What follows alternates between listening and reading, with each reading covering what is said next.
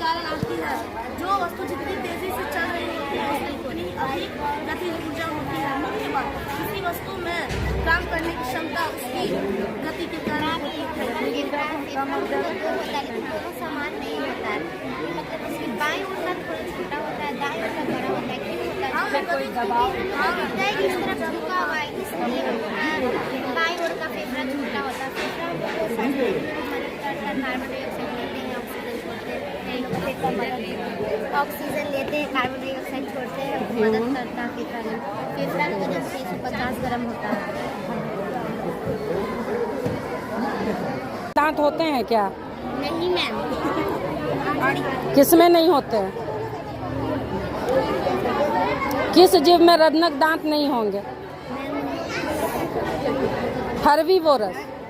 उसको क्या जरूरत है? उसे घास खाना है, जैसे खरगोश।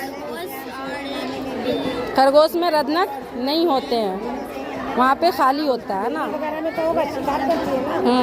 ये नीचे झाड़ और झाड़ ऊपर जो अग्र चवर्णक हैं जो चबाने में काम आते हैं, इंसान या जानवर किसी का भी। और ये जो 6 ऊपर और 6 नीचे होते हैं जिसका चवर्णक कहते हैं, जो पीसने में काम आते हैं। पीसने में काम। दिखा रही हो?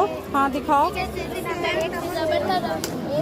रबड़ को खींचने से अपनी अवस्था में आ जाएगी। जैसे कागज था, कागज कैसे थी अपनी अवस्था में, बैलून था, बैलून फूला या फिर अपनी अवस्था को ये पानी में डालेंगे, अपनी अवस्था में आएगी। यानी ये कौन सा हुआ चेंजिंग? कौन सा परिवर्तन है? भौतिक परिवर्तन है, जो अपनी अवस्था में वापस आ जाए। तुम्हारा रासायनिक परिवर्तन एक अथवा एक से अधिक नए पदार्थ बनते हैं, उसे रासायनिक परिवर्तन कहते हैं। जैसे आटे किलो का रोटी बनना, पेज का जलना, मोमबत्ती का जलना। मोमबत्ती का जलना क्या है? रासायनिक परिवर्तन। पर पिघलना भौतिक परिवर्तन, क्योंकि उससे कुछ नया नहीं बनता है ना। फिर से हम मोम बना सकते हैं पिघला करके। बहुत अच्छा। क्रिया बोल रही है। तुम बोलो। Number system. जो मतलब प्राकृतिक संख्या जो 1 से शुरू होकर अनंत तक खत्म होता है उसे प्राकृतिक संख्या कहते हैं। जैसे 1 2 3 4 इत्यादि। पूर्ण संख्या जो 0 से शुरू होकर m तक 20 25 मतलब अनंत तक खत्म होता है उसे पूर्ण संख्या कहते हैं। जैसे 0 0 1 2 इत्यादि। पूर्णांक संख्या जो -1 से शुरू होकर अनंत तक खत्म होता है। जैसे 4 - 2 हो जाता है, 4 पृथ्वी वाले में सूर्य का नाम लगाती है, उसके दिन में इसका नाम है रेडियस। हमारे सूर्य के चक्कर हथेली में कुल 27 हड्डियां होती है। Carpel metacarpal फिंगस। कार्पल में कुल 8 हड्डियां होती है, मेटाकार्पल में कुल 5 हड्डियां होती है और फिंगस में कुल 14 हड्डियां होती है। वैसे हमारे शरीर में एक पिंजरा है जिससे हम रिप्लेस के नाम से जानते हैं। ये हमारे हृदय की सुरक्षा के लिए होता है और इसे जो ज्वाइन कर रखा है इसे हम स्टर्नम कहते हैं। ये कितना बोन है? रिब जो है कुल 24 है। पीछे बैकबोन तुम्हारा दिख रहा है, बैकबोन कितना है? तो ये गर्दन के एरिया तक जो हड्डी आता है उसे सर्वाइकल कहते हैं। गर्दन के एरिया तक 8 हड्डियां आती है। 8 नहीं 7 हड्डियां आती है।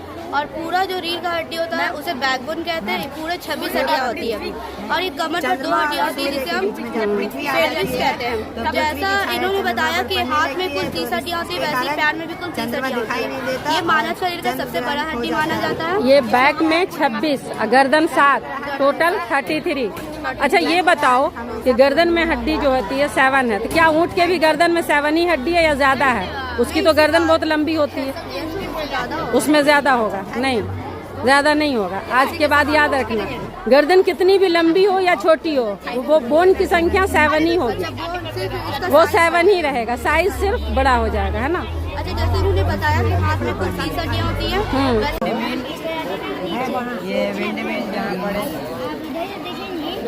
विंड मिल है। ये विंड मिल जहाँ पर बिजली नहीं मिलती वहाँ पर विंड मिल लगी हुई होती है और सभी के घरों में बिजली पहुँचाती है। और उन सभी के घरों में इन्वर्टर होता है।